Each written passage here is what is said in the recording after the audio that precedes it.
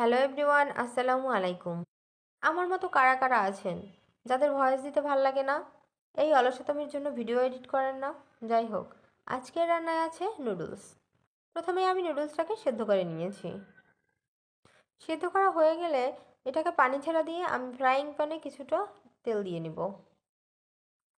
তেলটা গরম হয়ে গেলে এর মধ্যে আমি কিছুটা রসুন কুচি দিয়ে দেবো। আসলে রসুন আমাদের শরীরের জন্য যেমন উপকারী, তেমনি যে কোনো রান্নায় রসুন কিন্তু একটা হেভি স্মেল দেয়।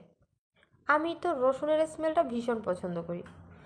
তারপর আমি দিয়ে দেবো কিছুটা কুচানো পেঁয়াজ। পেঁয়াজটাকে হালকা একটু ফ্রাই করে নিয়ে একটা সাইড করে আমি এর মধ্যে 2টা ফেটানো ডিম দিয়ে নেব। ডিমটাকে আমি হালকা একটু ভেজে নিয়ে তারপরে এটাকে ঝুরি ঝুরি করে দেব। একটু বড় বড় করে ঝুরি ঝুরি করব যাতে নুডলসের মধ্যে বিদ্যমান দেখা যায়। তারপর আমি এর মধ্যে দিয়ে দেবো কিছুটা গাজর কুচি। গাজরটা আমার ফ্রোজেন করা থাকার কারণে একটু বরফ বরফ দেখাচ্ছে। যাই হোক, তারপর আর কিছুটা টমেটো কুচি দিয়ে দেবো। এখন এটাকে আমি নেড়ে চেড়ে মিশিয়ে নেব। এর মধ্যে কিছুটা নুডলসের মশলা, লবণ সব কিছু দিয়ে নেব। আসলে আমি কখনোই নুডলসে হেভি মশলা দেই না। হেভি মশলায় নুডলস কখনোই মজা লাগে না, কিংবা অনেক সব সময় ন্যাচারাল ঝরঝরে থাকবে, এটাই মজা। এতে নুডলসের স্বাদ অনেক বেশি বেড়ে যায়। একবার হলেও এভাবে ট্রাই করে দেখবেন। এরপর আমি এটাকে আরেকটু ফ্রাই করে নিয়ে, যাতে কাঁচা কাঁচা ভাবটা হালকা থাকে, যেহেতু আমার বাচ্চা খাবে সেহেতু এটাকে একটু ভেজে নিচ্ছি, সিদ্ধ করে নিচ্ছি। এরপর আমি নুডলসটা দিয়ে দিব।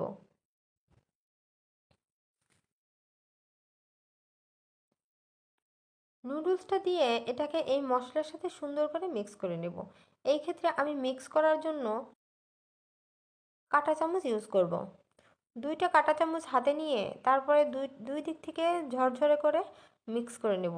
এতে নুডলসটা যেমন সব মশলার সাথে মিশে যাবে, সেভাবে ঝরঝরে হবে।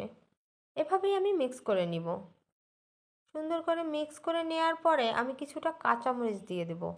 অবশ্যই কুচি করে নেবেন। আসলে আমি এর আগেও কাঁচামরিচ দিতে পারতাম, কিন্তু কাঁচামরিচ সিদ্ধ হওয়ার ফলে নুডলসের ন্যাচারাল ভাবটা চলে যায়। তাই আমি এই ক্ষেত্রে নুডলসের শেষ পর্যায়ে এসে কাঁচামরিচটা অ্যাড করব। তাতে দেখা যাবে অনেকটা প্রাণবন্ত লাগবে নুডলসটা দেখতে।